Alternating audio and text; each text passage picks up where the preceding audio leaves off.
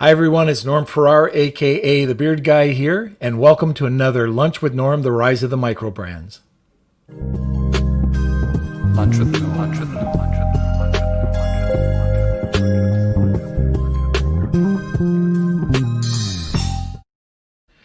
All right, today we have an awesome episode.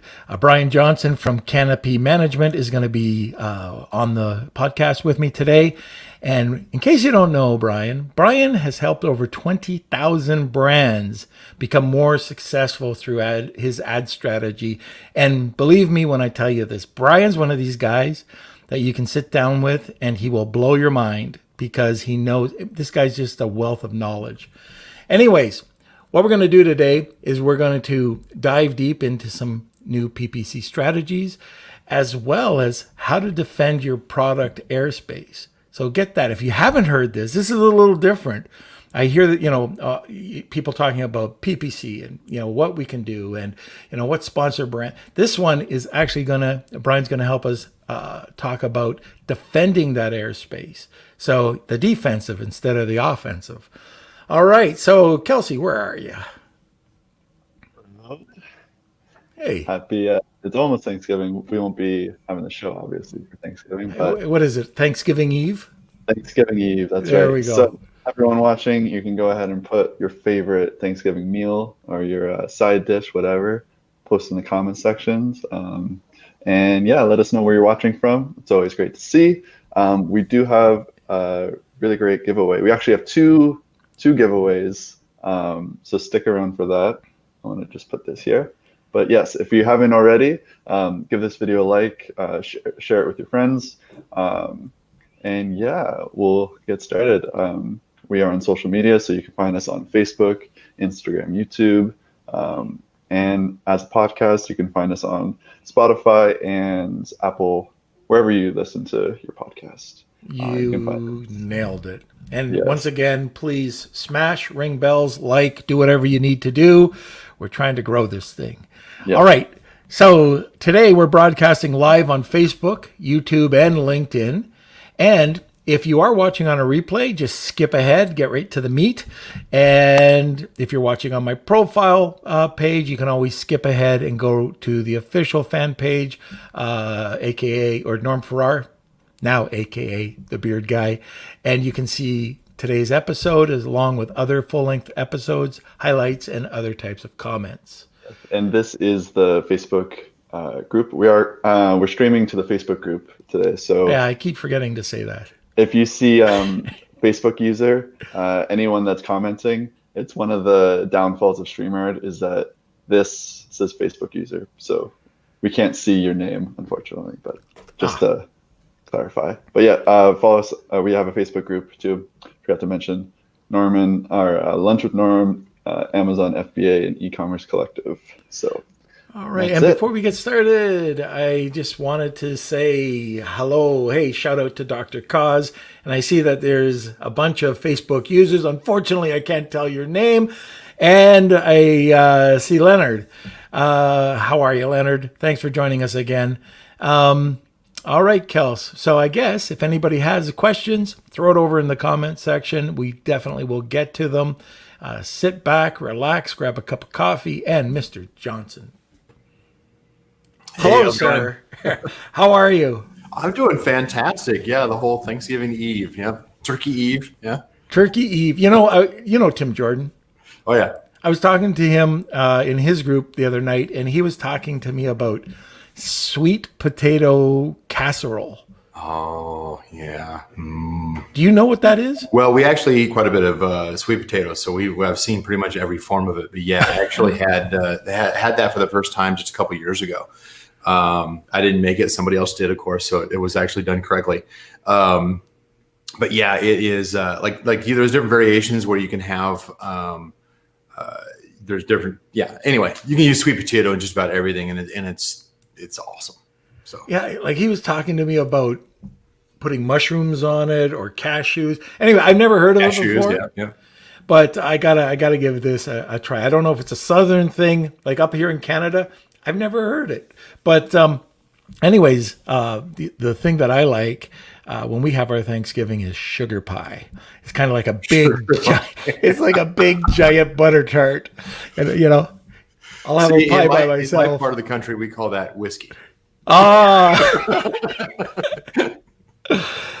So hey, Brian, for anybody who's listening that doesn't know you, and I think everybody probably does, but why don't you just tell us a little bit about yourself and your company? Absolutely. So I am, believe it or not, I am actually, I don't, being on calls and speaking, that kind of stuff actually is exhausting for me. It's just, I'm more of an introvert kind of personality. I'm one of those engineer types that is a geek when it comes to Amazon advertising. And I've been doing it, I've been in e-commerce for about 14 years now. I've been in e-commerce in general. And then in Amazon in the last 6 years, some of you have maybe seen some of my Frankenstein creations that I've created over the years with, PPC Scope and Sponsored Products Academy, the Amazon PPC Troubleshooting Group, and certainly, the flagship, which would be my done-for-you agency, which is Canopy Management. And that's the one that is growing strong. We've got, what are we up to now? I think we're up to we've got 54 on our staff now. It's just crazy. Yeah. And we're international. We're really diverse and everything, but the energy of the team is phenomenal. I mean, every day we're just shouting out how, thanking each other every single morning. It's really good energy in the company. So I love being here. My expertise, of course, is primarily Amazon advertising. That includes, the 3 main ad types on Amazon plus their DSP platform. And yeah, that's something I geek out about pretty heavily. And then I also go in and study pretty heavily buyer psychology, including conversion rate optimization and product positioning to grab the shopper. It all works together. And so, those are kind of my passion topics that I enjoy talking about these days. I'm just kind of curious. I remember you've come out to a couple live events we've had. Yeah. Greece, and Costa Rica. Costa Rica, yeah. Yeah, they were cool. And I remember in Costa Rica, because I was the last one, but you were just launching Canopy. It was 2 years up. Ago. It was 2.5 years ago, yeah. I remember going up, doing that zip line, and we were just kind of together in that cart going up. And anyways, you were telling me about it. So I'm just curious, as an entrepreneur, how did you get this thing to grow so quick? I've got no idea. No, it's let's put it this way. So anybody who kind of puts themselves out there, like you do, like I do, like any of us who are out there speaking about what works and everything, we get a lot of hits from people who kind of knock down and say, "Oh, well, you're teaching, you're not doing," which isn't true, of course, because we're all selling also. But it's one of those things where you get in front of a lot of people and then they start relying on you, and it kind of puts pressure on you to be your best all the time, year after year. And so that's kind of what it takes to kind of stay in that lane. But starting the agency, I hadn't run an agency before. I've built software companies and sold them off and that kind of stuff. But from an agency standpoint, I didn't have any background experience in it. My business partner had some digital marketing experience as far as running an agency, but not to the scale that we were doing here, not to the manpower that we had behind it. And so we did end up doing some executive training, kind of like the CEO trainers, to try to, get a plan when we were struggling the first few months, and we were landing on our face a number of times, by no mistakes, we make mistakes, we continue to do, but we make them less and we do bigger things greater. So but ultimately, it just can't, you got to grow, you have to change. You have to adapt to the needs of the client. You have to, there was a time when I would, just as a person, or I would speak in front of, I think one of the ones that I kind of figured out where my limit was speaking at like an amazing conference, 600 people in the room. And I was just like, I couldn't put 2 words together. I was just like, microphone shaking, and I was, just, a victim up in the lights. But, over the years, just through practice and everything, I've gotten a lot better, and part of this is just kind of pushing myself to grow and to learn and to read and to make mistakes and to overcome mistakes and just continue to fight and continue the tenacity and the pressure to grow as a person, grow as a team, and our biggest challenge, I think, as the founders of the agency is we're not up here beating our chest leading 54 people. We are saying we're talking to the guy or the gal who's at the lowest rung doing the simplest job, saying, how can I help you today? Right. So this is interesting because I find it especially with PPC, I'll hear people all over talking to me about PPC strategy, and I'll hear old strategy from 4 years ago, 3 years ago that my eyes really, really doesn't work. Right. And then, I hear people that are just on it. So where is there a spot where we can start as individuals, not as somebody that's an agency? Where can we find these different strategies that that might be available? Is that joining like a mastermind group like yours? Because there's so much misinformation out there. And I know I'm not saying this right, and I'm a bad interviewer. So anyways, hopefully your answer is better. I feel like I'm you on stage when you were saying this amazing conference. But there's only one person here. There's one person. So anyway, yeah. So how do we do that? I'm kind of polarizing on this. First of all, I acknowledge is that I've been doing this for a long time, and I certainly know that some of the practices that I taught a few years ago are still being taught, even though I've changed direction. Amazon continually changes, so I have to continually change. The strategies change from year to year. You really do kind of want to focus in on saying, okay, when was this strategy created or taught last? Was it within the last 12 months? If not, you probably need to get more updated information. Now, on one side, I've got some of those most expensive training and tools and agency that's on the market because of how in depth and how the success that goes behind all that. But at the same time, for anybody who's starting out, frankly, there are YouTube channels. I've got a YouTube channel that I actually just started this year. There's YouTube. You can do searches on YouTube. You can join groups like the Amazon PPC troubleshooting group on Facebook and just say, hey, what's the current strategy? There's a resource list. There's a lot of free information you don't need to pay anybody for in your first year. Just come up with a basic strategy, attend some of the live workshops. Again, those are all free. There's a lot of free resources for you to take advantage of. Anybody who's been in my group for a period of time knows that that I give a lot of my time just to answering questions and stuff. And I do 10 times that amount to my clients and my students and stuff. But,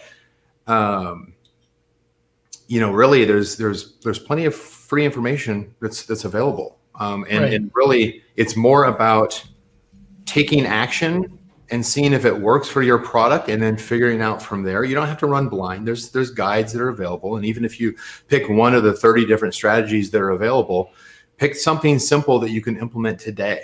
Pick the next thing that you can implement this week. Pick something else that you can implement next week. It's more about the execution and the testing than it is having a perfect, script to read by.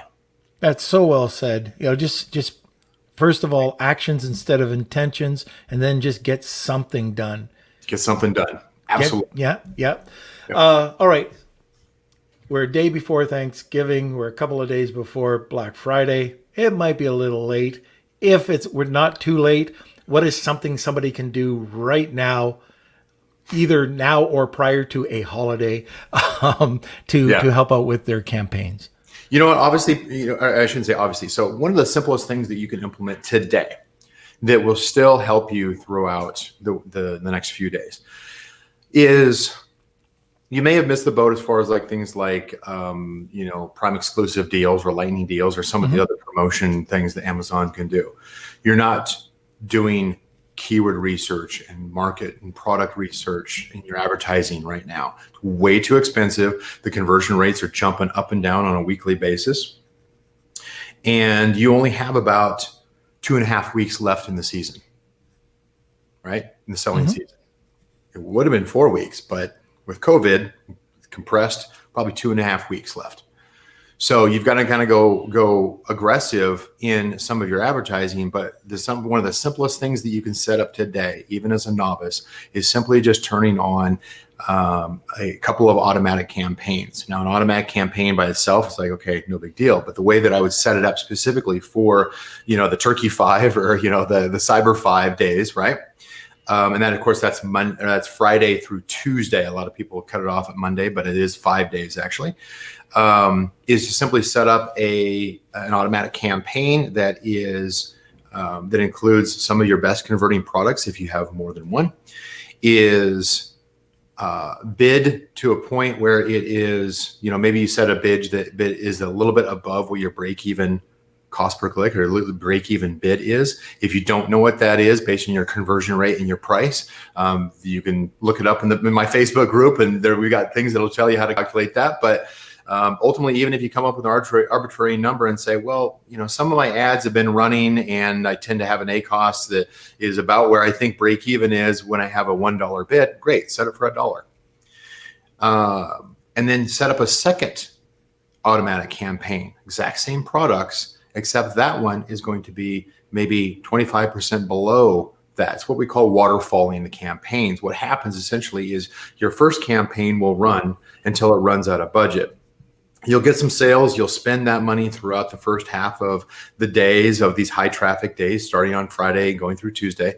And then usually about afternoon, you run out of budget on the first one, and automatically Amazon will roll over to the next available campaign, which is the second one that has a slightly lower bid, maybe 25% below your first campaign's default bid.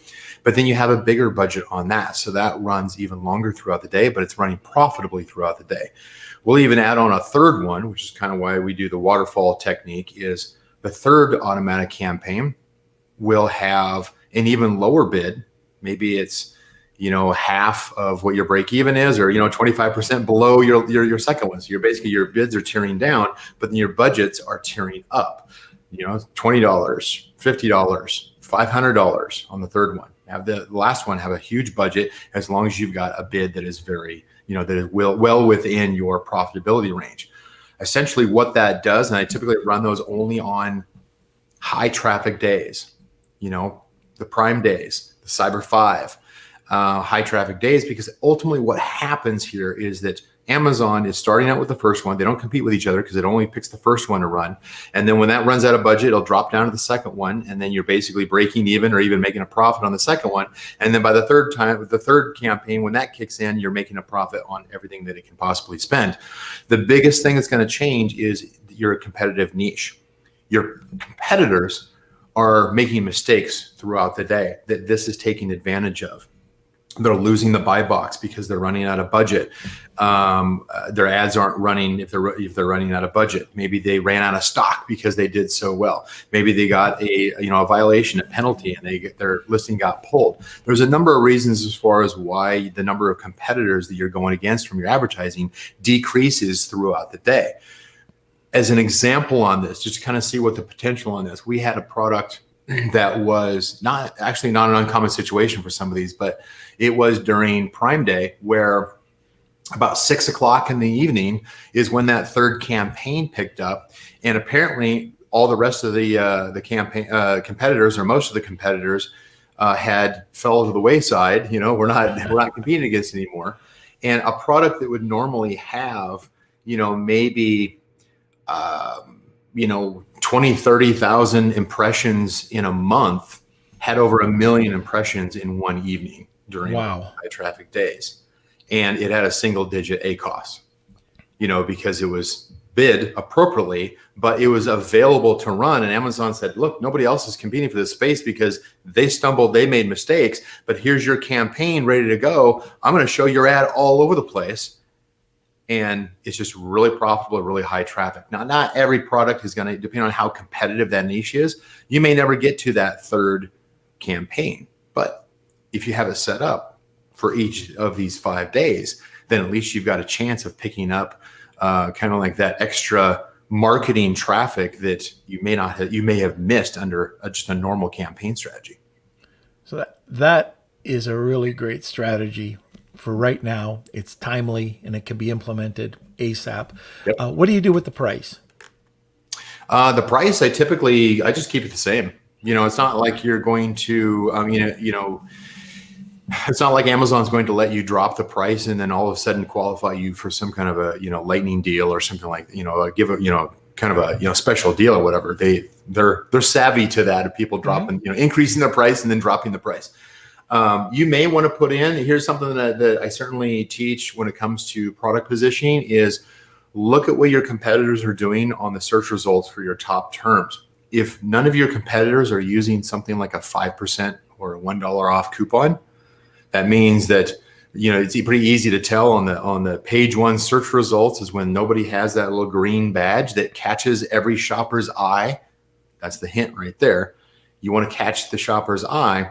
You're not doing it to increase conversion rates by adding in a 5% or a $1 coupon. You're creating this green box in the search results when all your competitors don't have it, and it catches the eyeball of the shopper who's just scrolling through listings, and it draws them into looking at your listing more closely. So it's more of an attention getter than it is really a tactic for increased conversion. I was talking to somebody the other day and they were saying that their PPC campaigns weren't working and that no matter what they do, and no matter what they do to increase the budget, nothing's converting. Well, I was able to take a look at the listing and I knew right away why nothing was converting. You can drive as much traffic as you want. You can drive 1 million impressions, but if that listing sucks, yeah. If you don't have the right image or if you don't have a good quality image, if you're taking your images with an iPhone. Well, I mean, these days the iPhones and iPads have, 4K photos. Yeah, they do. Yeah. Well, most people they don't have the lens and they don't have the lighting. And if you go to a professional photographer, spend a couple of dollars or even on the title, right? And it's the title and the wording sucks. And, it might be too long of it's not an engaging title, but there is a really big issue with people thinking, oh, I spent all this money on PPC. It didn't convert properly. And they blame either the PPC, the advertising agency, the whatever it is, the automated or automatic app that they're using, right. But it doesn't work because of that. So I just wanted to get your thoughts on that. And what would be the first or second thing you would do to improve a listing to help with conversions? Yeah, I mean, that is something I speak to quite a bit these days as far as that product positioning and the conversion is. If you get somebody, if you grab the first challenge, of course, is Amazon going to show your product listing, organically ranked or the ad, right? That's the first challenge, which is more of a PPC and relevance challenge. The second thing, of course, is grabbing the attention of the shopper, stopping their eyeball from just scrolling down 100 listings that look a lot like yours. Third is getting them to basically suck them into the listing through something that's compelling in the first 80 characters of your title that is like a 2-word benefit. Simply just going in and saying like, hey, you know what, here's this in a very succinct, which is kind of hard to do, but very succinct, here's a benefit of my product that the shopper may not have considered that nobody else is mentioning.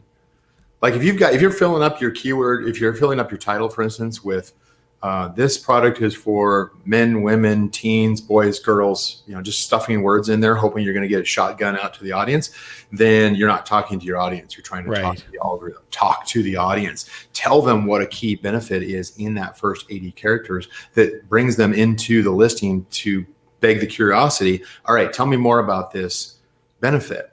That's when you lead with benefits. No longer all caps in the bullet points, of course.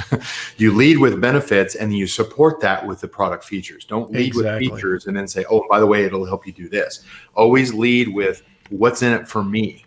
And if your listing in the first 5 seconds can't tell me what's in it for me if I own your product, I'm going to bounce. Yep. Confusion creeps in, doubt creeps in, distraction of all these other ads that are probably camped out on your listing are going to distract me as a shiny object, and I'm going to go elsewhere. If you didn't convince me in the first 5 seconds, that's what I call the 5-second test. Is have friends and family look at your listing who are not familiar with your product, and show it to them for 5 seconds, take it away and say, what do you remember? Right. Now, you said something, the all caps. So there's been all sorts of, I was going to say speculation, but it's happening. People now there's listings that are getting suspended because of all caps in their bullets. Yeah, we had one yesterday. Did you? Mm-hmm.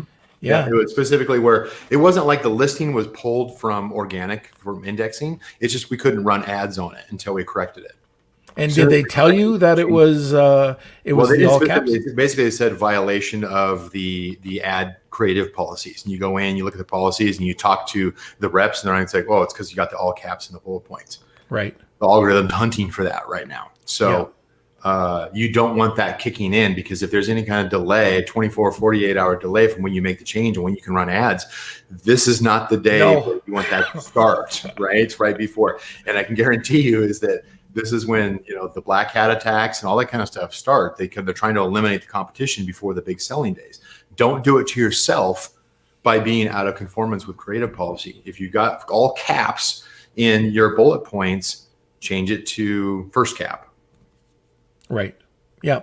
So important. I think we talked about that last week, but it came out and it was kind of speculation, but now, people are getting suppressed or suspended because of it. And during the holiday season, you don't want that happening. Ooh. Another good item that you brought up was check out the policies. Some people don't read anything. They just put up anything in their listing and they wonder why they're having problems.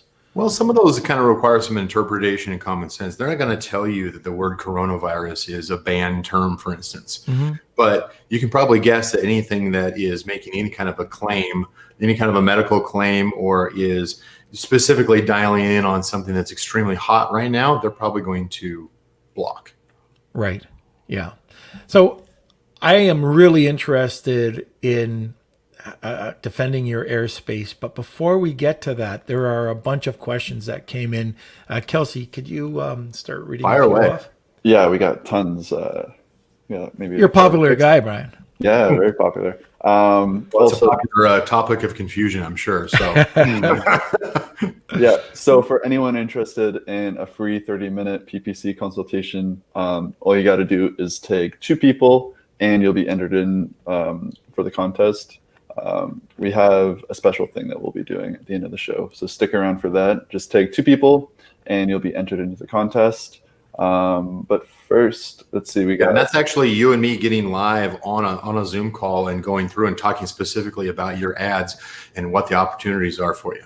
That really is incredible. If you can spend 30 minutes with Brian directly in your campaign, I've had him at my events, or Dave Kettner and I, Amazon and Beyond's events, and just incredible changes. Like people walk out of there with notepad full of, oh, Brian said this, Brian said that, and there's no price. You may not like the answer I give you. Yeah.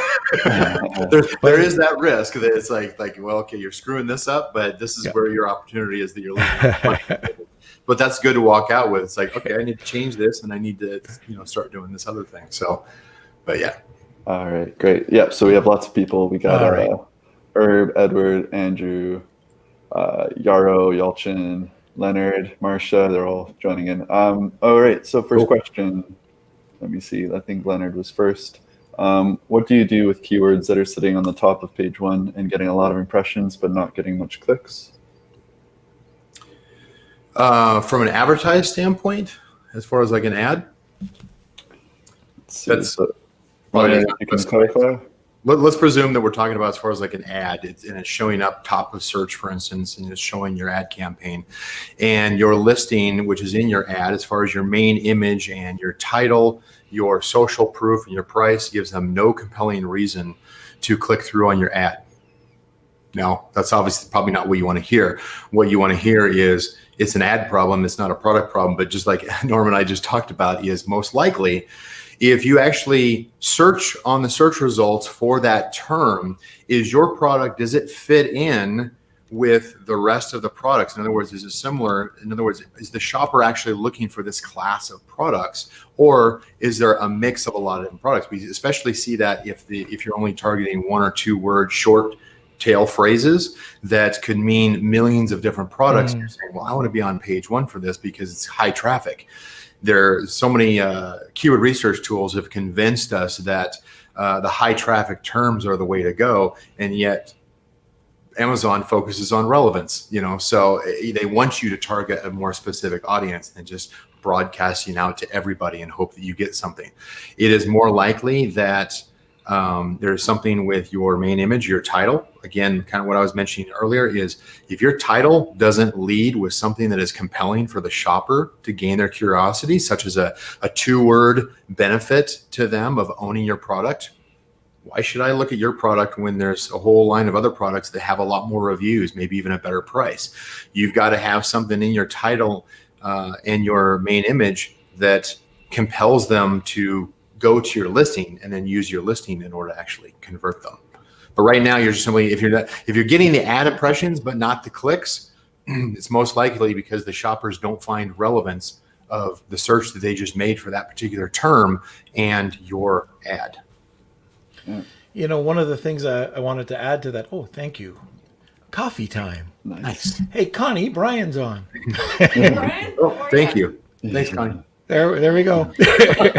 Anyway, what I was saying is some of the times, well, first of all, I always like talking about the browsing keywords opposed to the buying keywords. And I use dog treat, dog chew opposed to bully stick. And although it's bully stick, it's still a 200,000 search volume, so you'd waste your money there. So you break it down. We call it primary long tails when we're doing our keyword research. And then we'll take those primaries like odorless bully stick, grass-fed bully stick, natural bully stick, and then find the long tails that go into, we call them silos. So each of those primary long tail silos. And it works really well as long as there's relevance and your listing can convert. One of the other things I want to add, and this is on, you are the expert on this. I'm going to let you talk. But one of the things that I love doing is I love doing the Brady Bunch effect. And that's just surrounding your listing basically, or sending off to focus groups and getting their impression on the title and the main image. That's the best thing you could possibly do. Yeah. Yeah, and a focus group can be, this is one of those things where we'll actually set up like micro worker campaigns or, an MTurk campaign. We'll get 100 people who will say, look at this page 1 of results and which product catches your eye or which one seems like it has a higher quality. There's different questions you can ask and just kind of poll people who are not familiar with your product to get their gut reaction. It's a really good way of, especially when they say it's like, oh, well, these 3 products seem to be higher quality and more popular or caught my eye first. And you're like going, well, none of those are my product. Okay, learn from that. You want to be different than most of your competitors, but at the same time, you also want to talk to your audience and address their needs and make sure that you're catching their eye and bringing them into the conversation with you. Right. All right. So next question, we have Rad. How do you estimate spending on PPC? Is there any software to estimate? How do you estimate spending? Yes. Well, there's plenty of Black Hat software for that. No, so Amazon, of course, will show you suggested bid. Usually it's more of a case of trial and error. We have within the agency, we have our own in-house software tools for market research and that kind of stuff, competitive research. But the as far as like the keyword research tools, there's things like keywordtool.io, which is a keyword research tool that will include things like estimated CPC. The problem is that CPC and suggested bid is there's a lot of misunderstandings as far as like what the suggested bid range is, and there's a couple of factors on that. One, it's going to vary by keyword match type. I've actually tested it to say, okay, same product, different accounts. Would actually come up with the exact same bid range across different sellers, different campaigns of different age, same product. or a similar product would come up with the exact same bid range, but it varied based off of things like keyword match type, for instance. It will vary. Now, one of the things on that is Amazon's going to suggest, they're going to say, hey, here's a suggested keyword bid, and they're going to show you the range, the high and the low. The what's weird about that, of course, the high and low is kind of chopped up into quartiles. In other words, you've got, like, say, they don't really show it to you there. They show it in some of their more advanced tools, but essentially what they're doing is saying on the low end, you've got a 25% chance of showing a page one ad. On the 50 percentile in the middle somewhere, you've got a 50% chance of showing a page one ad. You see that more things like DSP and brand ads and that type of thing. But just on sponsored ads, they're just going to show you a range and they're going to give you a suggested bid right in the middle. If you have a suggested bid of a keyword that is much higher than what you've calculated as your break-even bid for your product, if it's up there $3, $5, $10 as a suggested bid, probably not one you want to go after. You need to go a little bit more descriptive, add on more words, more focus in your audience in order to bring the average CPC down. Now, there are ways to set up kind of like mock campaigns with somebody else's product in order to kind of see what those suggested bids are. But ultimately, as soon as you create the campaign, if you add in keywords, Amazon's going to tell you what the suggested bid is. You don't have to start the campaign just to see what the suggested bids are. So that's probably the fastest way to do it within Ad Console, rather than relying on third-party data of any kind, having any kind of accuracy for your particular niche and situation. I got stumped on this question the other day, and I was waiting for you to come on.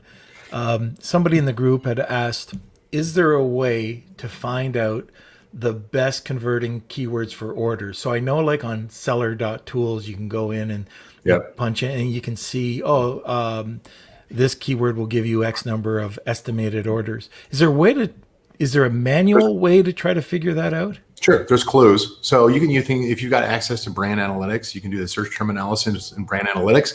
If it happens to be a top 1 or 1.5 million search term, it'll tell you not necessarily how many conversions of that particular term gets, but whether it converts. In other words, it's going to show you, here's the top 3 by click share that these products are getting. And if they also have a conversion share, well, obviously they converted on that term also. That's kind of a clue.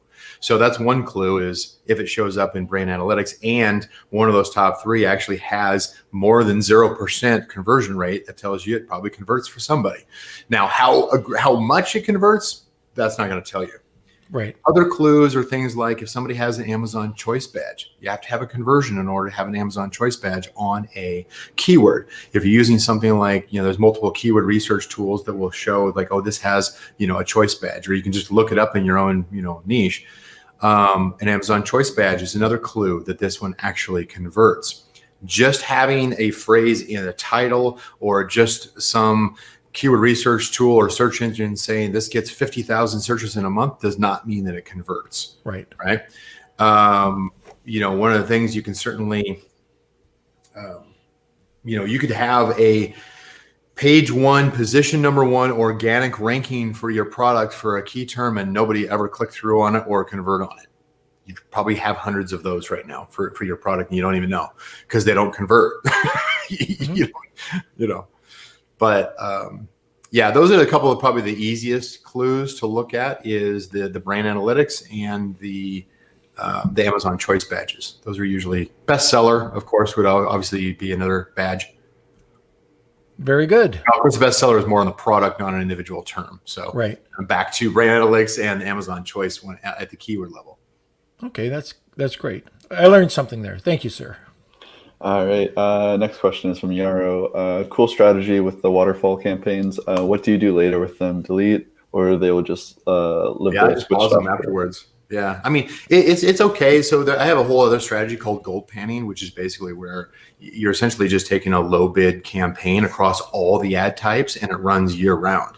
That's just one of those things where you don't use it to launch or to rank or anything like that. You simply just collect, low ACoS sales periodically from each of these different ad types. I literally put it in sponsor product, automatic campaign, keyword campaign, product targeting campaign, and I do it across brand ads and display ads, all with low bid campaigns, and I just let those run all year long. So an example with the waterfall campaigns is I probably turn off the first or second one, but the third one, I might just let it, bake and just sit there all year round because it's a low bid. It's not going to break any records, but every once in a while I'll pick up a sale and you look down, it's like, well, it's got a 4% ACoS. It's like, all right, I'm happy with that. Now you'll be tempted to continue to drive up the bid, but be careful because otherwise you go away from the original intent. So I think that was another question that came in too, originally in the group, Kels. Okay. People worrying about duplicating. So they go in either on an exact match or whatever, exact match, broad match. They might be running an automated campaign, but worrying about duplicating and Amazon taking the highest keyword. And I know we've talked about this, but you're not competing against yourself. You don't have to worry about that. Can you expand on that? Yeah, I mean, by competing, you're not raising your own bid by having your keyword in 100 different campaigns, right? Right. It's more or different match types or anything like that. It's more of a case of Amazon will pick 2 or 3 that it thinks the most relevant and will show the ads for that. And you can certainly influence as far as whether or not Amazon chooses to use a specific keyword and a specific match type based off of how high you bid. Now, if the only real challenge of having duplicates like that is if you optimize for one product in one campaign and you drop the bid down because it was too expensive, Amazon's going to look for the next one.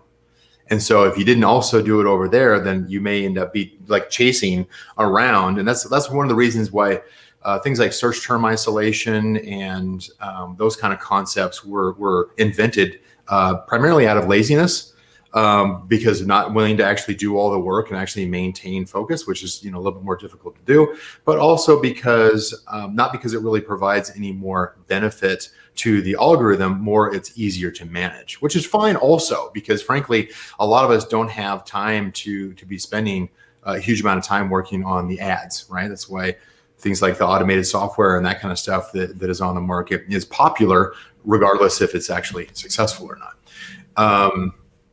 Duplicates, the way that I do handle this, I do have a specific recommendation on this is I'm a big fan of the 80-20, the Pareto.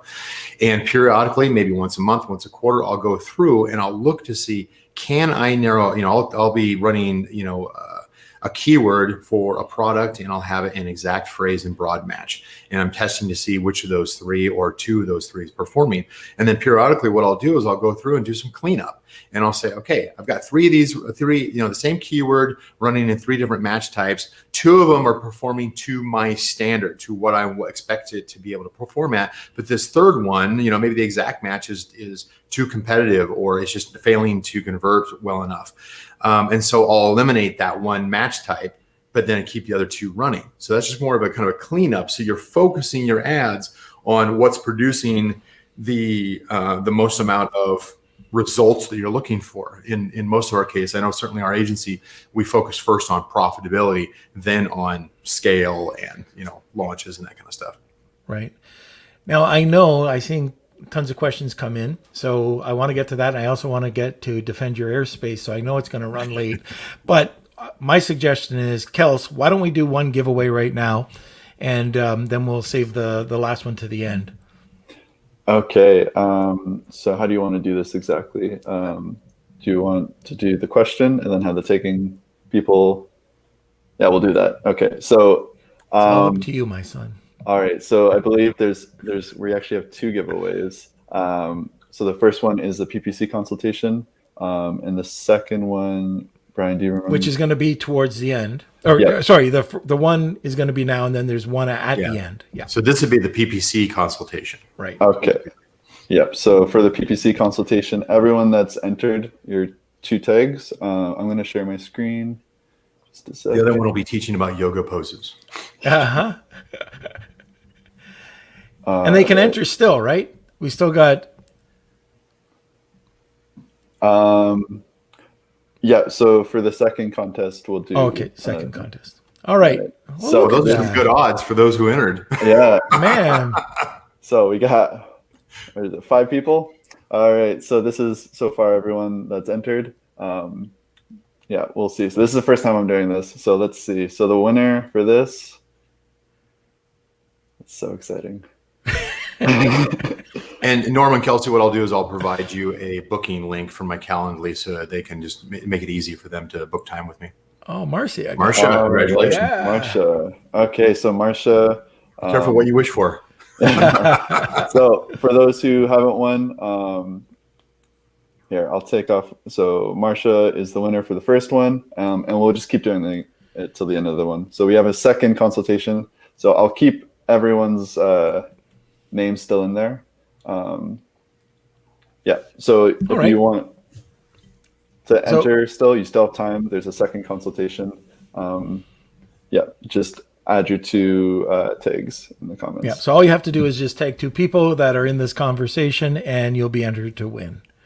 Yeah. All right, so let's go to the questions again. And All right. congratulations, Marcia. It's a great prize. Okay, so another question. So I'm going to try and do different people because some people did multiple, and if we have time, we'll get back to those people. So we had a couple questions about the cap words.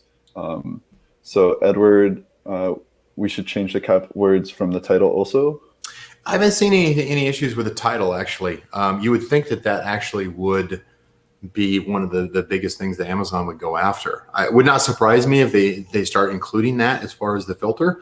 Right now, the biggest one that we're seeing that's being taken action on is the all caps in the features in the bullet points. Okay, great. And to follow up on that, we have... And while you're in there changing them from all caps to first caps, make sure that you are updating them to lead with the benefit. True. Yep. If you're already in there, might as well, do some optimization while you're there. Yeah. Okay, Herb, can you clarify the comment on caps in our bullet points? He says, I have smooth mechanics in all caps. Is there something satisfying by a smooth, perfectly functioning, etc.? So would that be okay?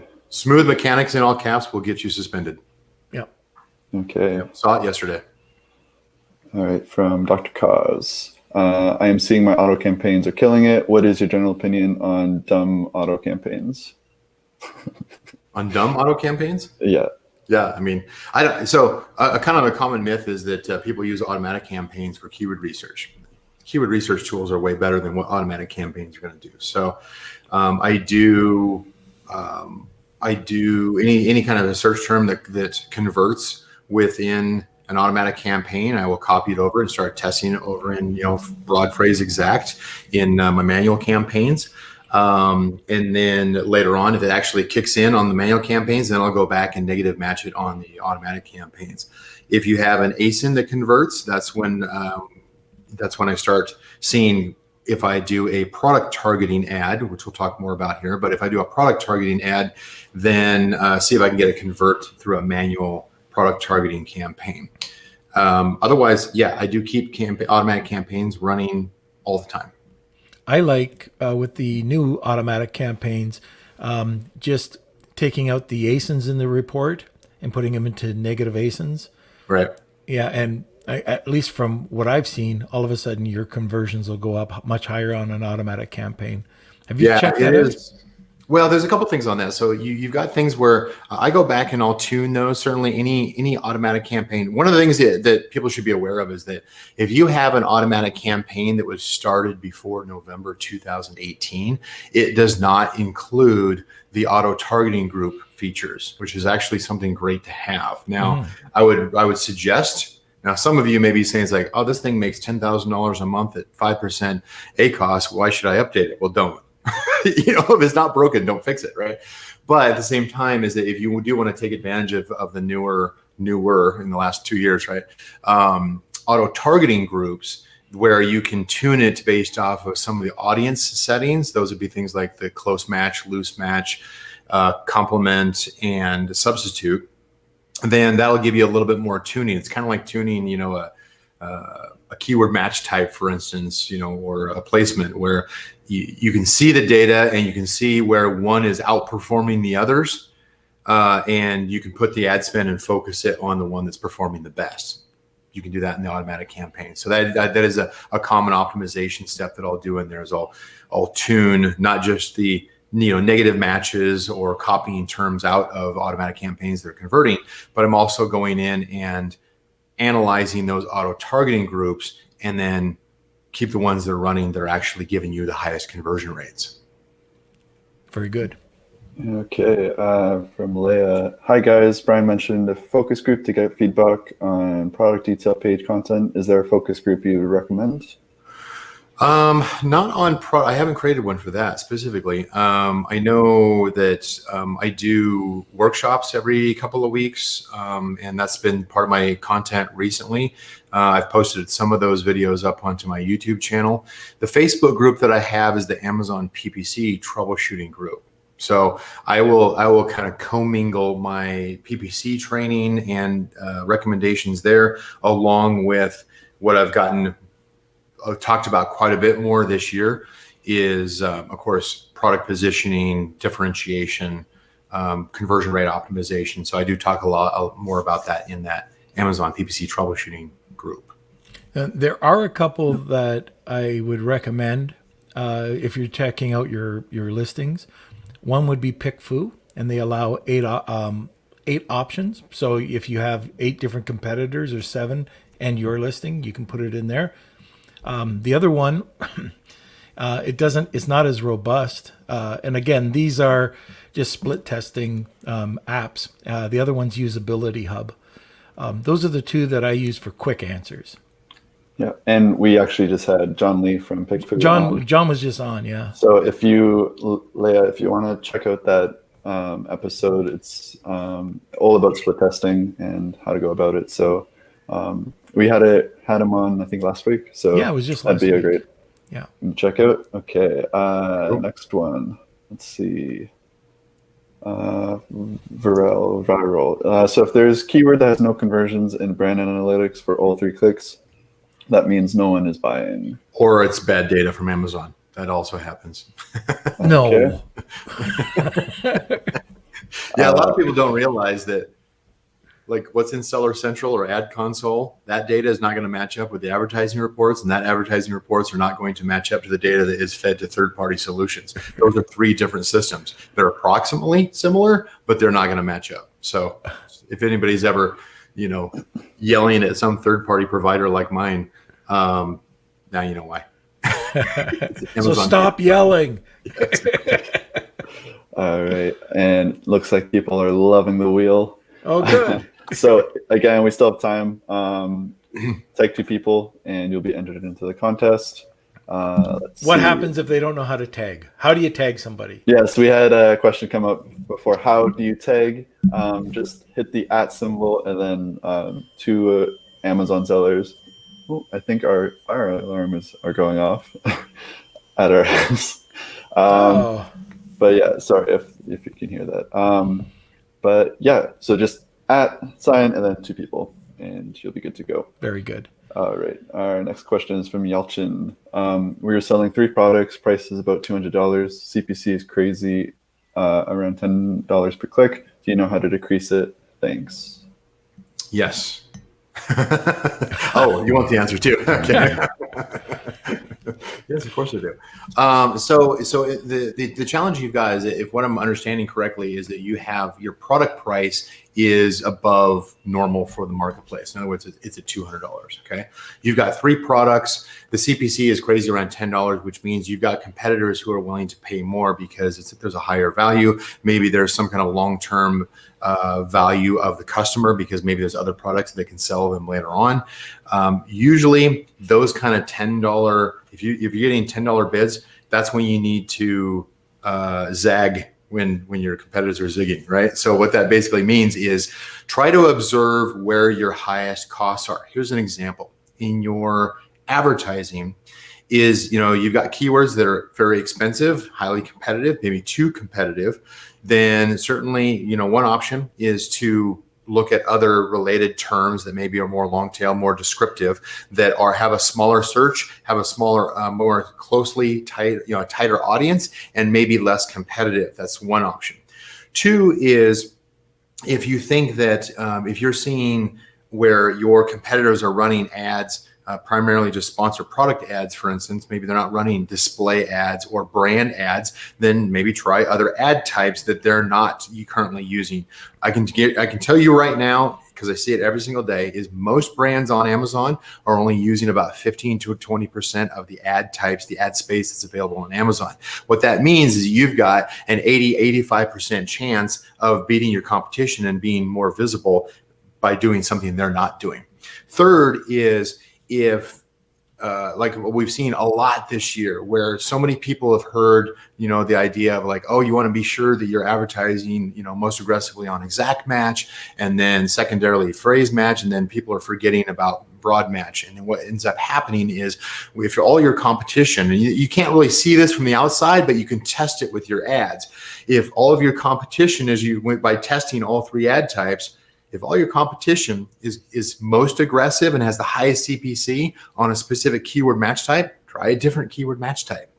You may find that they're simply not doing any ads in a broad match type, for instance, and all of a sudden you're getting a 40-cent click when they're paying $10 for exact match. It does happen. I do see it on a regular basis. So it's about, it's gotten so competitive that you really need to look for opportunities where your product stands out to the crowd and is not like your competition. You're selling the same kind of product, but you're doing things visually in your image and your title and the way that you advertise and the places that you advertise different than what your competitors are. So it's the whole take the road less traveled. Brian Johnson's top 3 mistakes Amazon sellers make. Right. That was the question? Yeah, that is the question. I didn't phrase it as a question. It's a comment. That's been our entire discussion here. Yeah. What are the top 3 things that you think would be the biggest mistakes? First and foremost, trying to talk to the algorithm in their title and not talking to the shopper. They really think that Amazon needs their help from an algorithm standpoint by stuffing a bunch of words into their title to talk to the search algorithm. Talk to the shopper. It's probably the biggest mistake. Amazon hasn't needed your help for the last 2 years. So, your title should definitely be speaking to the needs of the shopper and ideally putting in some kind of a benefit statement. That'd be actually my second mistake that I see the most. And that is talking of features and specifications rather than what's in it for me as a shopper if I own your product, and do it succinctly in the first 80 characters of the title. You can have your main search phrase in your title. You can have your brand name in the title, but make sure you leave enough room for a couple of words that shows something that is a unique, compelling benefit to them that begs them the curiosity to click through to your listing. Have you noticed, and I know there's one left, but but have you noticed that short titles with search phrase, benefit, just probably your brand name, but are converting better than longer 200 characters, 249 characters? I see the ones that have a benefit statement converting better, but not because of the length of the title. It's because somebody's focused in on their target audience properly. Now you have ones that are just kind of generic. It's like, oh, this is the Lego Titanic kit, and that's the only thing in the title. Well, that's just because that's some manufacturer who's just lazy and they just bulk uploaded things. But if you're really serious about understanding your shopper, you're doing things like, I know that you're taking your business serious and your audience serious because you're actually in there reading the reviews of competitor products that are selling the same thing you are, and really understanding what are the pain points, what do they like, what do they don't like, and then also translating that into what's your messaging in your title, in your first bullet point, in your video, in your listing, which is the third one, is not supporting what your compelling benefit or differentiator is of your product in the very top 5 seconds of your product listing. That'd be the third mistake, is not getting in there and saying, here's what's in it for you by owning my product. They come in and it's like, well, this has got, these features and these ingredients, and don't care about your brand. Don't care about your product. Tell me what's in it for me. Okay. Kelsey. Okay. So we've got 2 questions from the Facebook group. that asked yesterday. So I think we should get to them. And then everyone else, I think, has asked at least one question. So anyone who still has questions, they can always post in the Facebook group. And we can clarify, or people from the group can help clarify and give their insights too. So from Mark, I'm curious about ad placements. Is it worth it to do the top of search? Is there any benefit to doing a lower bid but using higher top of search percentage? I can say it again if you need it. No, I got it. No, I'm just trying to think. It's like, if Norm was going to jump in with your own opinion on that one too. But so top of search is one of those things that's been abused a little bit as far as rumor mill and myth. We do use top of search placement, but primarily we use it to an extent of, we typically would never go over more than 50%. We're certainly not doing 200%, 900%. It goes counter to how the ad auction actually works. Now, there are remote cases where it works phenomenally well, but usually that's in low competition areas where you don't have any resistance and you can get away with running a 900% campaign. It's like, oh, it worked for me. It's like, yeah, but what's your sales?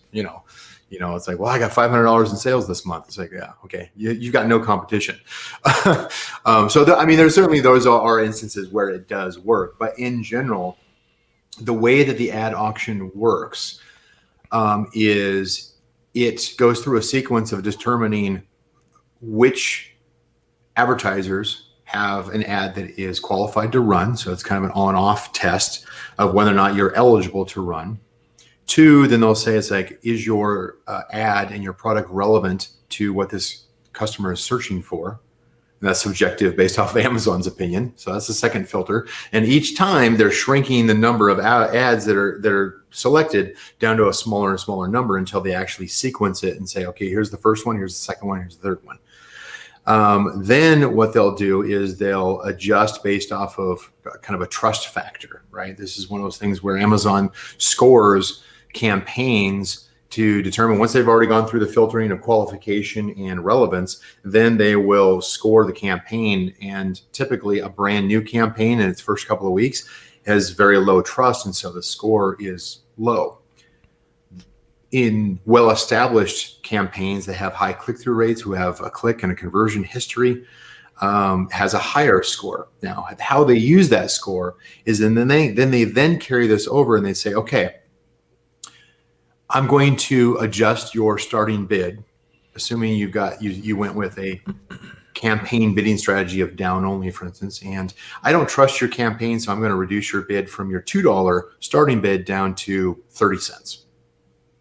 Now, if the minimum bid that you needed in order for your ad to show up happens to be 50 cents based off of the other competitors who did qualify, you just got eliminated. You didn't even make it to the start of the race. Okay. Usually you see that because you got a campaign that has 0 or very few impressions. That's because you're getting your bid depressed right up ahead of time before you even make it to the race. But then the argument is like, oh, but I have a 900% placement. My bid should go back up. No, you're already eliminated. That placement doesn't even kick in until after you're in that final set of racers who are actually running their ads. And if your bid just got depressed down to below qualification, that 900% or 50% or anything like that makes no difference whatsoever. You're already disqualified. So one of the things that we do on that is we come in with a more aggressive bid.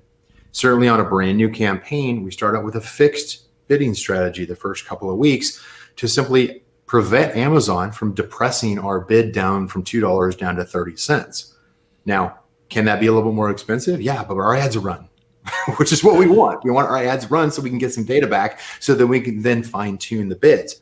Then if we are actually starting to build up and see some success after the first couple of weeks, after we get past that initial distrust of our new campaign, then we'll start playing around with, okay, looking at the data inside of placement, it looks to me like we're getting a higher conversion rate on top of search. Let's go ahead and start amplifying top of search to try to own that more often.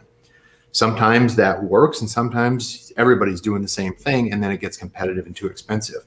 But we put it in as a secondary, not as a primary.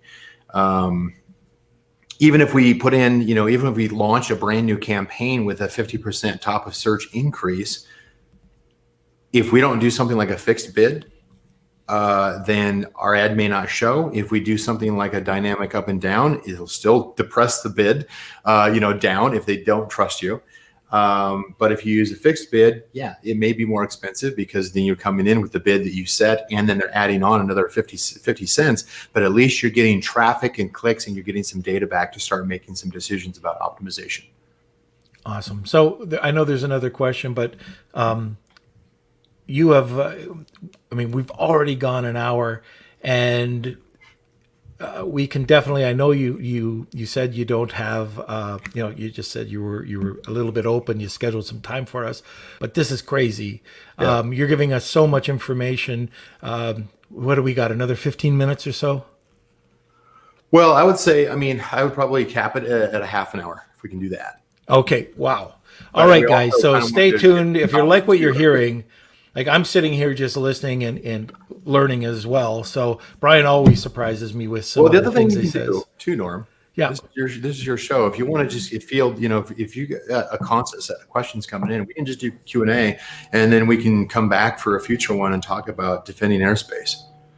That would be awesome. The primary concept, maybe that's something where the listeners vote here is, the primary concept of defending airspace is running product targeting ads to cross market your products on your own product listings so that your competitors are not occupying that space and distracting your shopper.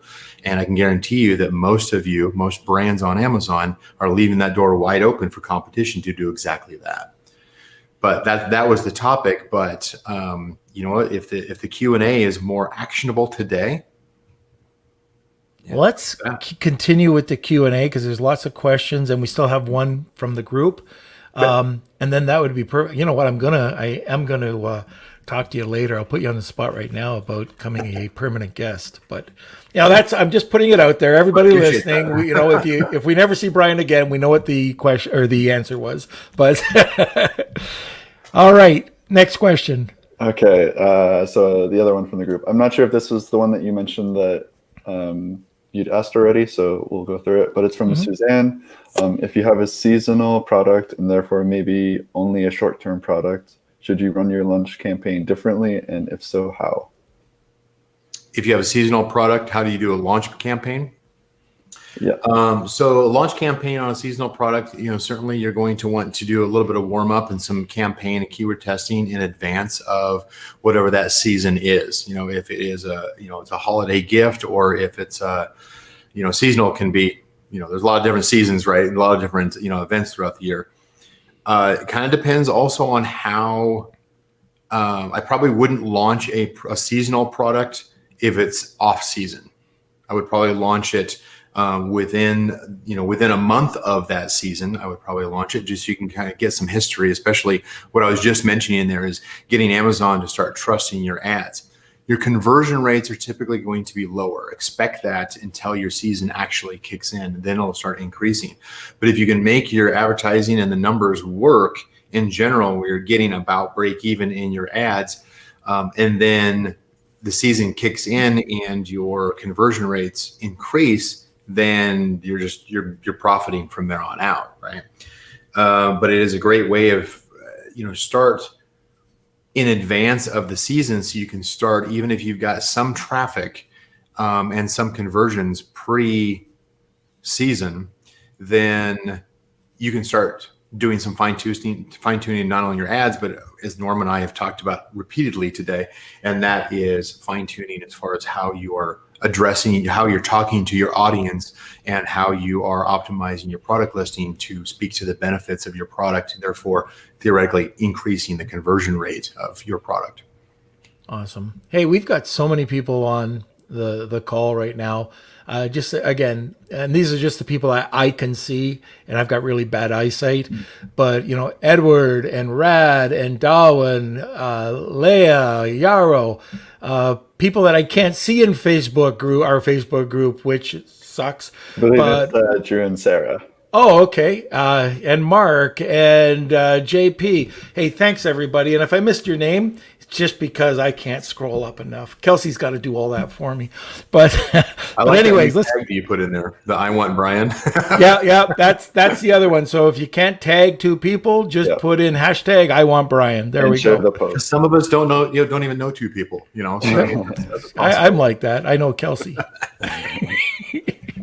Yeah. So if you can't tag anyone, share the post and write hashtag I want Brian, and you'll be entered into the post, into the contest. Okay, next question. All right.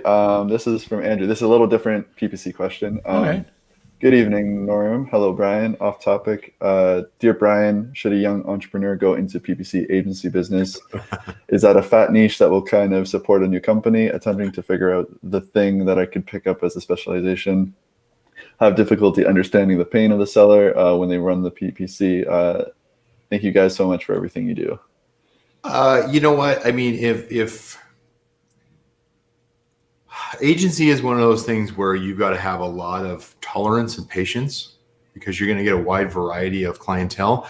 The biggest thing as an agency owner or operator is you've got to have your processes down solid so they're consistent, so you can produce consistent efforts.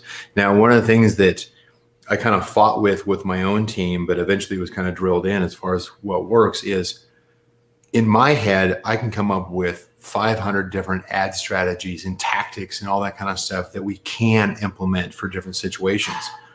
But really, we may only within the agency, we may only have 30 of those that are reliable and predictable and are going to guarantee results for our clients. And so 90% of our time is spent on what is the most reliable, not what is experimental. I lead the research and development team within my agency, and we speculate all over the place and we test things, and sometimes it's a hit and sometimes it's a miss. There's a lot of things that I know we can do within the agency for our clients, but really knowing, testing, making sure that you've got very systematic processes that can reliably produce the same results across a wide variety of situations. That's going to be your biggest challenge, is that kind of consistency and timing so that you can produce consistent results. In general, I'm not going to lie, agency life is, in this space, it can be lucrative if you get that consistency, but I can guarantee you two things. One is there's going to be nights where you don't sleep and you're up all, the entire weekend, trying to lose your hair challenges. Yeah, exactly. I had a full head of hair. Yeah. And you're going to make a lot of mistakes in your first 6 months to a year. It's just, there's no way around it. If you're learning the practice, there's art and science involved in this. If you can go and you can work for another agency, then that is one way to kind of learn the ropes and really kind of get the skill and understand, learn the process. That would be one tactic that I would probably do.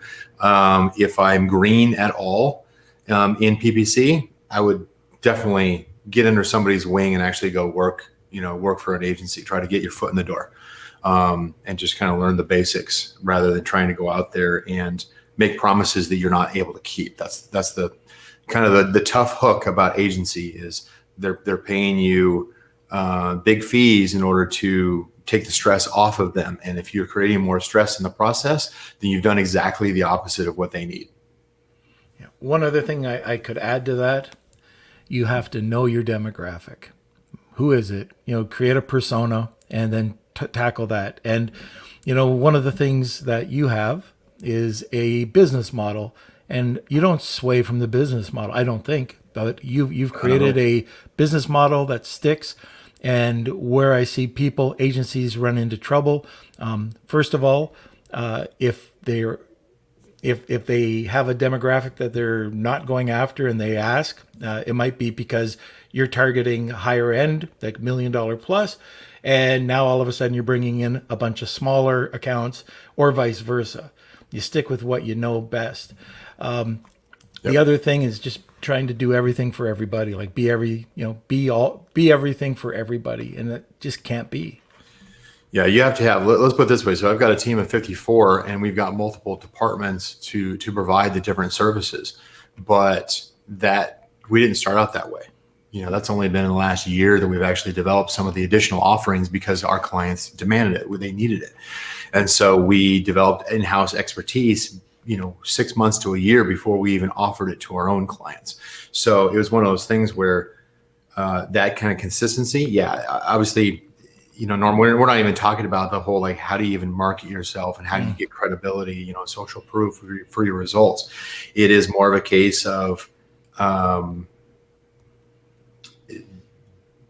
don't think that you can simply just start taking on clients and then just run it through some piece of automated software that's going to do the work for you, because the automated software is only going to do about 20% of what you probably need to have done. That's kind of one of the faults of that. It'll automate it. It'll be really fast, but it'll only do a fraction of what you actually need done. So I certainly appreciate the entrepreneur side of that. And I definitely don't want to discourage you from going after it. Just understand is that know your personality type. If you're not the person who's going to create the documentation and the processes and follow that like a checklist on a regular basis for consistent and timely results, then you need to get somebody in there with you that can produce that and can maintain that kind of structure. Yeah. Great answer. Okay. From Leonard, why do you use automatic campaigns? Is it not better just to use exact match campaigns and then you know exactly what keywords you're targeting and when to make adjustments to them? Yeah, it's a common misconception is to go after just exact match. I will gladly compete against anybody who follows that rule, because I will crush them. And I don't mean that to be mean or anything like that. It's more of a case of that is a common misconception that's being taught a lot, is to focus only on exact match, because especially like the software, like the automated software, they want you to do exact match because it's easier for the software. I use automatic campaigns, primarily the low bid side of the house. I don't use the automatic campaigns for keyword research. I do it in order to allow Amazon to put my product in front of other audiences that I might not have considered. I keep it, it'll show up in different ad placements that manual campaigns don't actually reach. And so I use it more of a supplement as opposed to a core. It's easy to set up. Amazon is the one making the decision. You can optimize it just like you would any other campaign. I do, of course, use different types of exact match keyword campaigns. I do use phrase match campaign quite a bit because it gets the most traffic of everything else, and it converts quite well. And then I also use broad match in competitive situations because everybody else is so focused on spending their money on exact match that I can get twice the profit out of doing broad match in the same niche. So yeah, I would say that the focusing in on a very narrow strategy like that creates simplicity and precision, but it doesn't usually result in growth, sales growth, for instance. I've heard that so much that, and I mean, it's gone back a couple of years, but I only do exact match. It's just, I don't agree. I'm along your, but if you're concerned, your focus may not be on the advertising. You're like going, look, I want to spend as little brain cells on the advertising. Yeah, go with exact match and do nothing else, and just optimize on that, or even use software to do it for you. If it's as simple as a keyword campaign, right? Obviously I'm a big fan of the two big ad types that are working phenomenally well for our agency. Well, I should say three ad types. DSP is probably the biggest one that we manage that just kills it. 20, 30, 40% growth for larger brands. But the ones for most brands would be sponsored, product ads. Ideally, say sponsored display, product targeting ads, and then also sponsored brand video ads also convert very well. How are you finding those? Are they converting better than the other? Well, they're converting better primarily because they're seeing more and there's less competition that I'm competing for. So they're usually more profitable. The brand video ads convert very well. Even ones that have ugly videos are better than, especially if you're in a niche where nobody else is doing the video, then you stand out and you get a whole lot of traffic, and those actually work. Now, there are better ways of doing, like each listing, you can have 3 videos on there. Most people think, I can do 1. They don't even have the 1, which I think is a fourth mistake that I would propose. But you can use the video in order to, walk through as far as, again, lead with the benefits of your product to that shopper. Second one would be something along the lines of, what is the value of your company? How much care do you put into the manufacturing process? What are your, kind of get to know the company and the brand behind the product. And then third would be, if there's any kind of a setup or a configuration of your product or use or whatever that might create any kind of confusion or doubt to a shopper, a video walking through how simple it is for somebody to set up in minutes within, like, say, 2 minutes, is a great way to kind of remove that doubt and confusion from a potential buyer. Nice. Now, going back to DSP for a second, most people think it's $30,000 to start.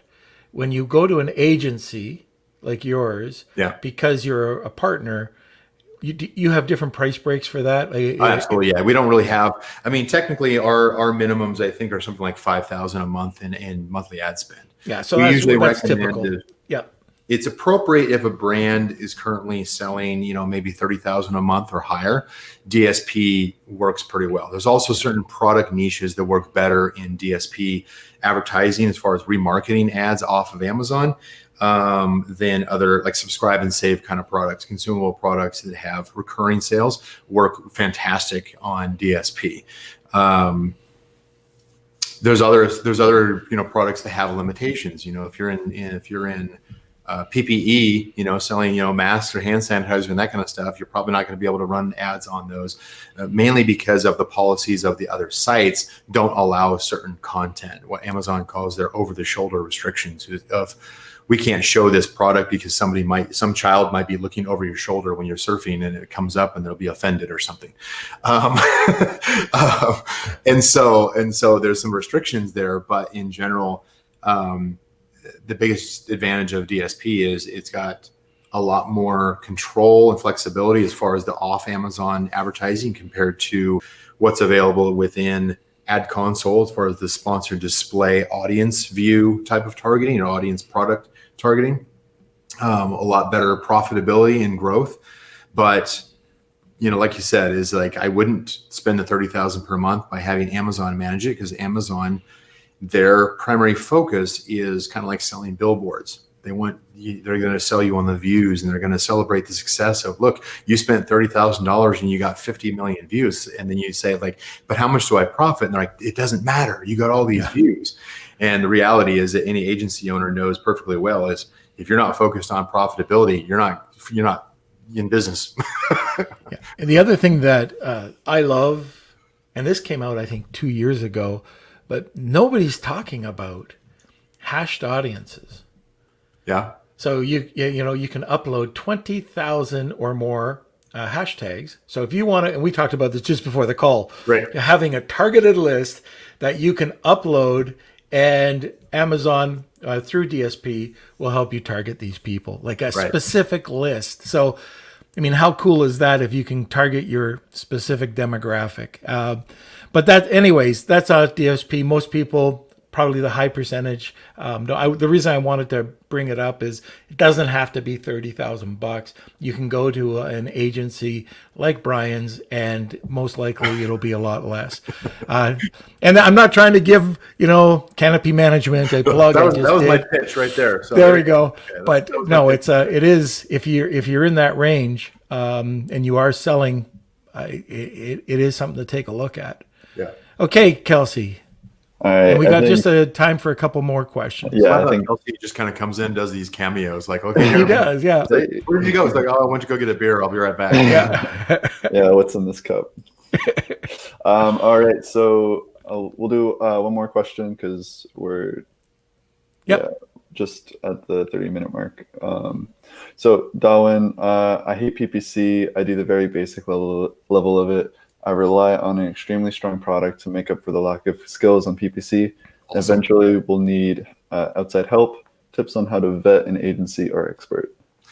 Sure. So there's going to be, first of all, absolutely commend you as far as like putting your focus on extremely strong product to make up for the lack of anything else, right?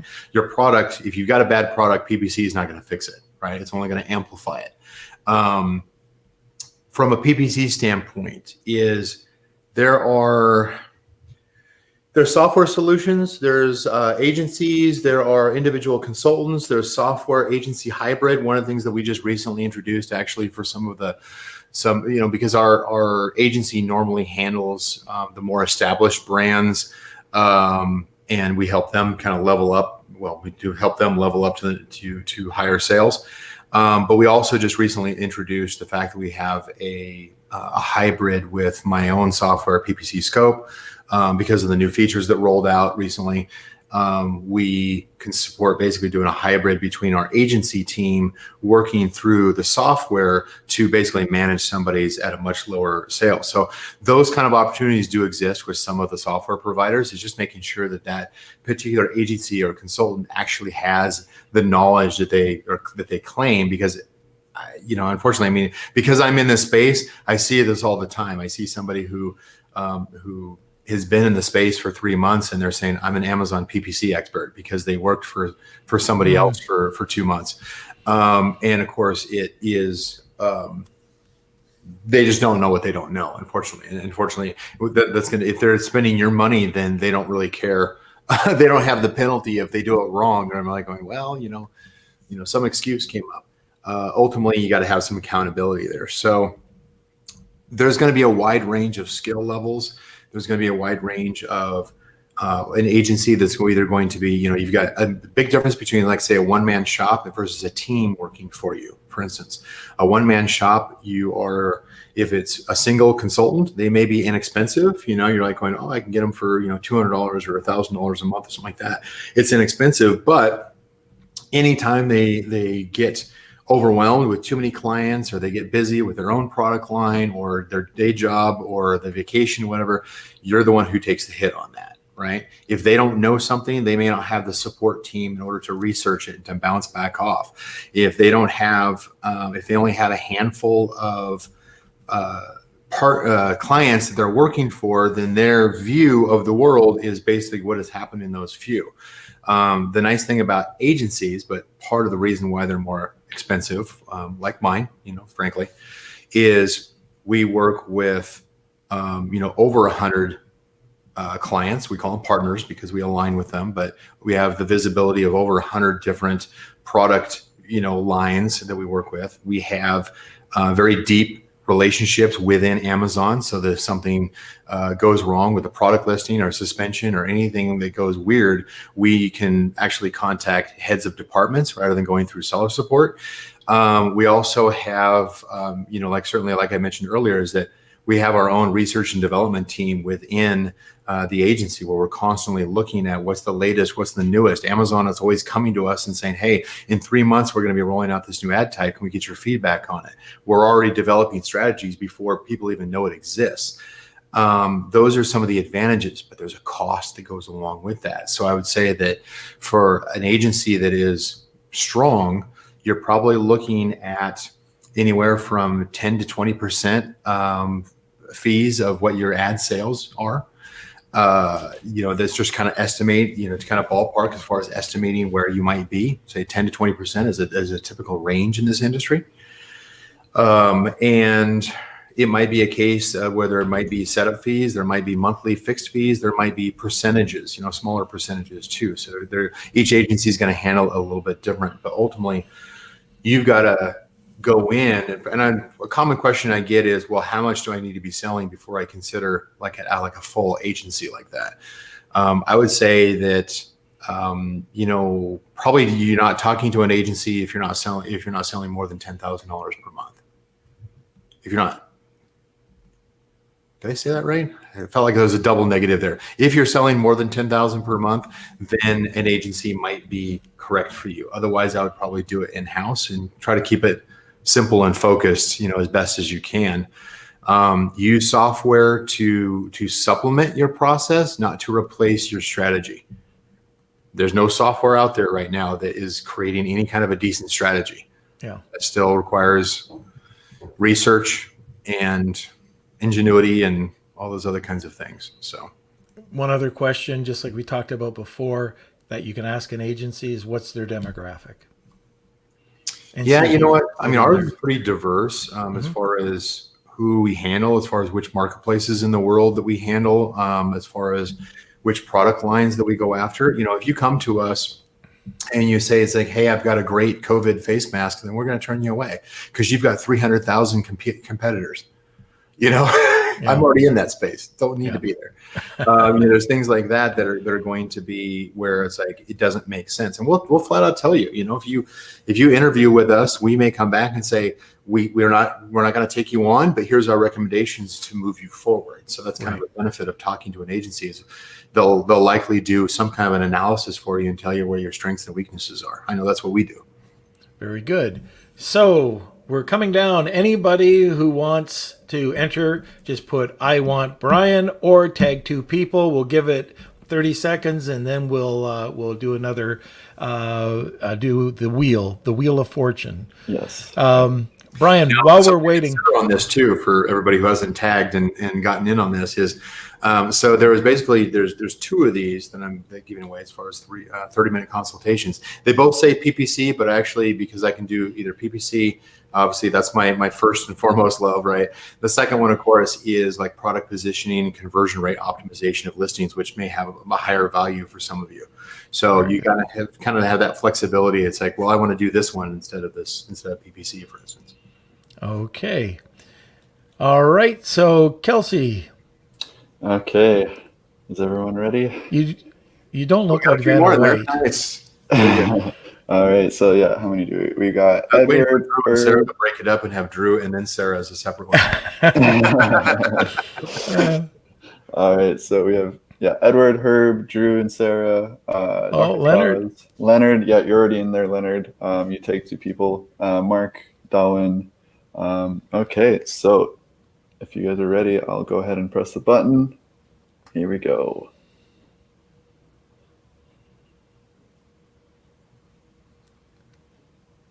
Oh, Mark gets it by So just close. squeaks by Darwin. All right. So Kels, just how are people going to claim it? All right, so our winners are Marsha and Mark.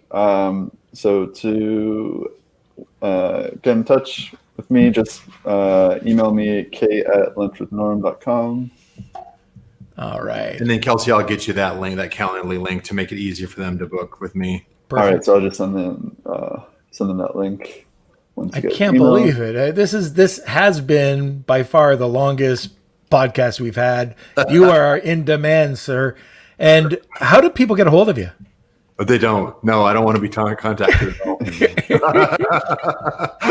No. So of course, I mean, I always, my agency team, of course, would hang me if I didn't come in and say, it's like, well, of course, send them over to, canopymanagement.com and request, basically a free consultation. Even if, you think like maybe, it may not be a good fit if you are just starting out, but at the same time, for those who have an agency or who have a brand that is, maybe a little bit established, and you obviously want to outsource, then that's something that certainly have the conversation, see if it's a good fit, right? It's not a sales pitch. It's just more like, we're going to tell you, here's what's strong about your ad strategy. Here's what's weak. You can either go fix it yourself or we can handle it for you. So that's kind of a benefit that you get out of those kind of interviews. If you're just getting started out, things like the Amazon PPC troubleshooting group on Facebook, especially the welcome resources that are listed there. I've got like full on, like, here's a 17-step optimization checklist that you can just follow and go like, wow, this is really dirt simple as far as how to optimize. There's also links out to my YouTube channel and everything there. So that's probably the 2 places that I'd point, either Canopy Management or the Facebook group. Do you still have that course out? Sponsored Products Academy, yes, we sure do. I was a member of the first one, but it's sponsored out Academy 2 now. Is that correct? Sponsored Products Academy 3 is the current one. 3? Yes. Oh, wow. Okay. Yeah, it's All a right. 6-week training course. So yeah, it's no joke. I got to check that out. Plus, But weekly Q&A sessions like this with my students too. oh, that's great. I do have one question, completely off topic. Canopy. I'm just wondering, did you get the name Canopy from when we were doing the canopy thing? in No, Costa actually, Rica? so I am not the creative when it comes to branding. I'm not the guy for branding. My branding history is track record. It sucks. That actually came from my business partner, who is the CEO now of the agency. He came up with it. It was intended to be kind of a double entendre as far as like, we've got you covered, and there's an alignment with, the Amazon rainforest, forest canopy, that kind of stuff. And a common question on that is, it's kind of funny, is that canopy management also refers to the like weed growing industry. So we do periodically get people who call us up and say, "Hey, do you need some greenhouses for your weed, for your cannabis and all that kind of stuff?" It's like, yeah, that's wrong industry. My old office, I actually had somebody where I had canopy management on the door. I would actually have a couple of people that stopped in once in a while. They stick their head in, so it's like, "Are you a dispensary?" It's like, no. As your other business. Yep. Yeah. Okay, sir. Thank you so much for your time. We're over 90 minutes, so I really appreciate it. Hope you can come back and get into the other topic Would love about to. how Yeah. to defend that listing. But thank you. I can't tell you enough how much I enjoyed talking to you today. Good. I enjoy these. I enjoy helping everybody to try to move, kind of move things forward. If you got value out of this, please let Norm and Kelsey know, so that they might be interested in bringing me back for a round 2. Or 3 or 4. Or 3 We'll talk about that later. All right. So thank you, everybody, for joining us and staying on board for 90 minutes with Brian today. Once again, you can find all these episodes on the Norm Farrar, aka the Beard Guy page, or if you want to watch the video, go to YouTube, check out Norm Farrar. We've got some really great, Kelsey's doing a great job with repurposing the content and just taking clips as well as the full episodes. We have the news magazine, or not the net magazine, that'll be next. We've got the newsletter that doesn't suck, filled with content, and just check it out. It's got some really great content, comes out different every Monday.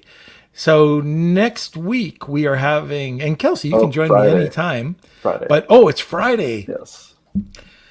Yeah. Thanksgiving's tomorrow, Friday. By the way, happy Thanksgiving, everybody. But Friday, we've got a returning guest, Carlo Alvarez. I can't wait for him to come on. And we're going to be talking more about building communities. If you don't know Carlos, he's got one of the largest member or groups out there. I think he's in the 40,000, maybe higher, but he's going to share some tips and tricks how he built that. I think also he's a 9-figure Amazon seller. I think I got that right. Anyways, incredible guy. Make sure you tune in Friday. It's going to be cool. All right, Kelsey, what do we got to do? Yes. So for those new viewers that tuned in today, if you want to learn more about us, you can go to our Facebook group right here, Lunch with Norm, Amazon FBA, and eCommerce Collective. You can go there, ask questions about Norm to me. If you have just general Amazon and online seller questions, you can run past your ideas or thoughts, just anything. We're just kind of building a community here. But yes, we also have our Facebook page, which is Norman Farrar, aka the Beard Guy. Looks like Tim. Hey, Tim's there. Thanks for the great information. I know Tim. All right. So, and we are a podcast. So if you prefer just listening to your podcast on a commute, you can find us on Spotify and Apple. Okay, and one other thing, probably the most important thing that we have to talk about, is we have to put a new poll in the group, what to name your mustache. It's something, it's got to name it something. I appreciate the Borat pictures going on in the group. Those are always great to see. But yeah, also, if you guys want Brian back, hashtag we want Brian in the comment sections. But I have a feeling he'll be back. I have a feeling too. So, hey, everybody, again, thank you for joining. this 90-minute podcast today. You can tune in every Monday, Wednesday, Friday, Eastern Standard Time at noon. Thank you for watching. Have a happy Thanksgiving and enjoy the rest of your day. Lunch with the